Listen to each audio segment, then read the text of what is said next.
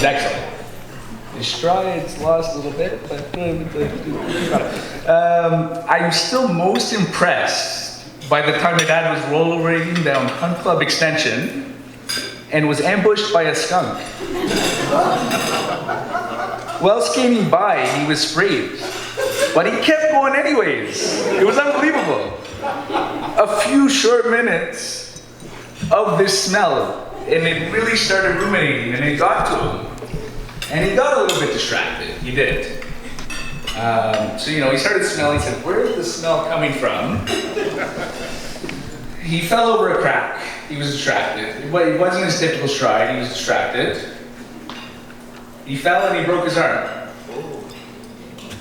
So the guy was down, but he picked himself back up, like he always taught us, and he kept going, and he rollerbladed all the way home. When he got home, he tried to sneak into our house, but he did not make it very far.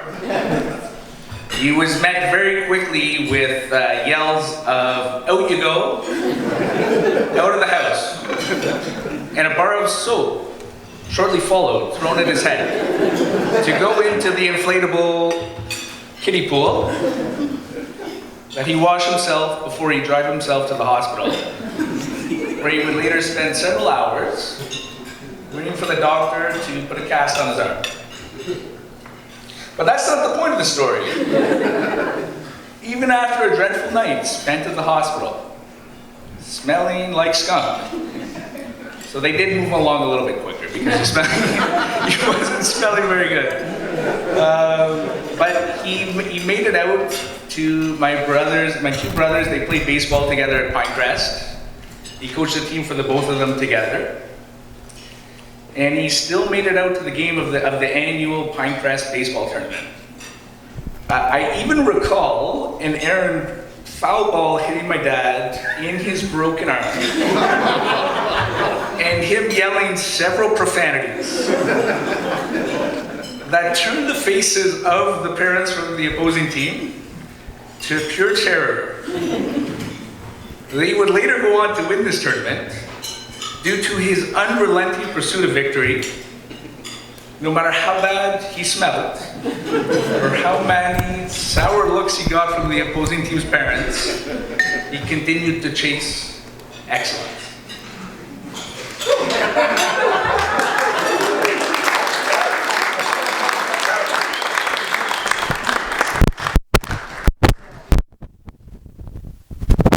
With my dad, you'll know that the guy can shank a ball 100 yards into the woods and then take off like a nature guide on a quest through the woods in search of his ball for 20 to 25 minutes. The guy just never gives up on his golf ball.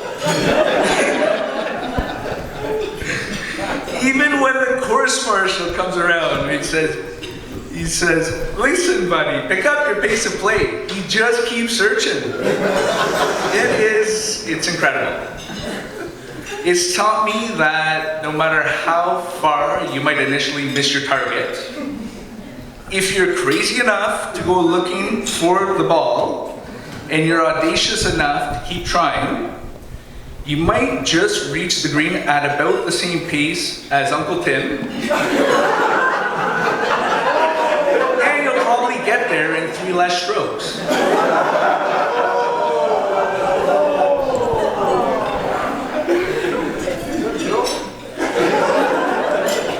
Dad, creativity coming in here. That is the competitive spirit that you've instilled in Dan, Nick, and I, that we have to thank you for our success today. For without you, it would not have been possible. And it pushes us to be a little bit better than we were yesterday, every single day. No matter the good, the bad, or the ugly, and we're happy that you found the Turlin Bunch to continue to instill these lessons upon, albeit a little more gentle and a little bit more refined. So, I've long shared my dating misadventures with my family. And although they do try to provide me with practical advice, it usually ends with them laughing and shaking their heads, saying, "Not again." When my dad became a free agent, I finally thought to myself, finally, I can share the stories of our dating mishaps. And I won't be the brunt of all the jokes. Well, this was fun for a short while. It didn't take too long before my dad talked about a lady named Reine, who I later found out was pronounced Reine. We would laugh about most of our encounters and chalk it up to a bad first date. But with Reine, I could tell it was different from the very first time he met her.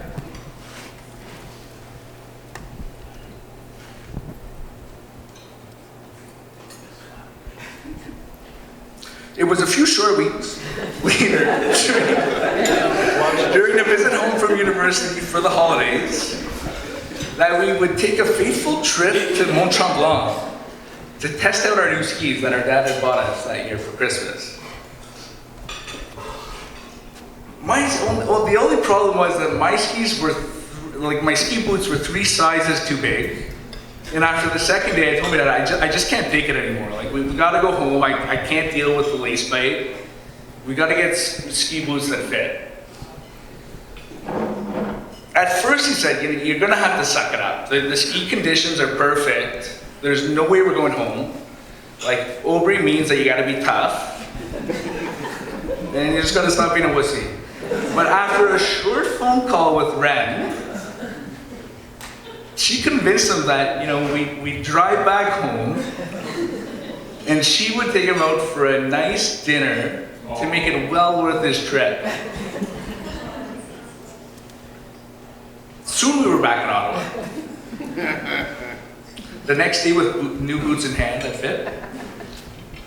And then we were in the car, and I remember my dad pointing to the back seat and he said, "Look what I have here. It's a bouquet of flowers." It was a very elegant bouquet. Much like you ladies look tonight. And before I know it, my first encounter with Fraser Avenue, he's got the bouquet of flowers in the back seat and he says, "You see that house over there with the Dalmatian sign?" He says, "I want you to go run up there and ring the doorbell, drop the flowers, and run away." And me being my 20-something-year-old university self said, "Listen, Dad, we're over the ding-dong ditch phase.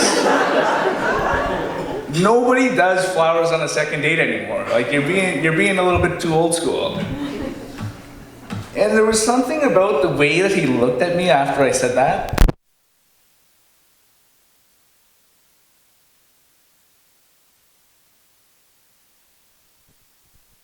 Really was to him. I maybe didn't understand it at the time.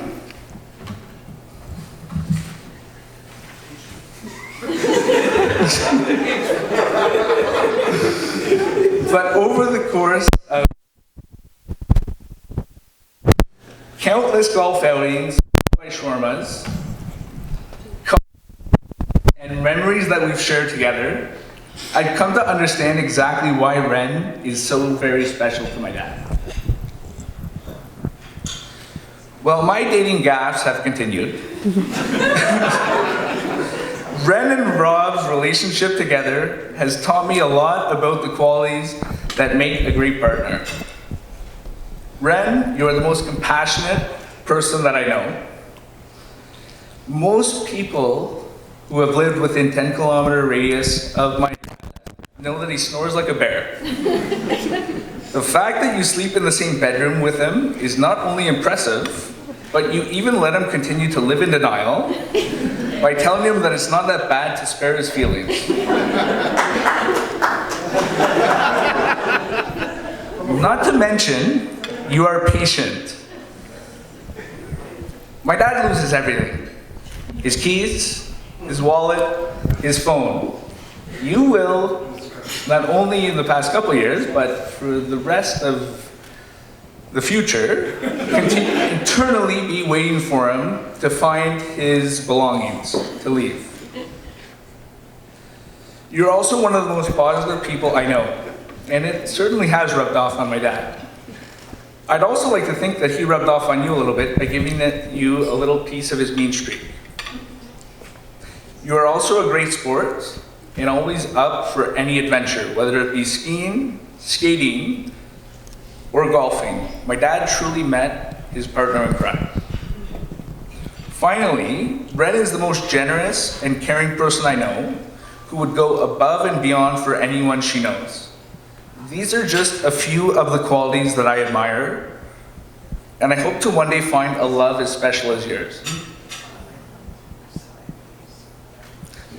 I think the sign of a truly great partnership is when two people come together and they both make each other better in their own different ways.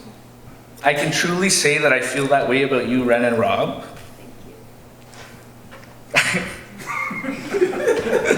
I mentioned earlier that Rob has given Reine a piece of his mean streak, but I forgot to emphasize just how soft Rob has become since he moved into the Trilland household.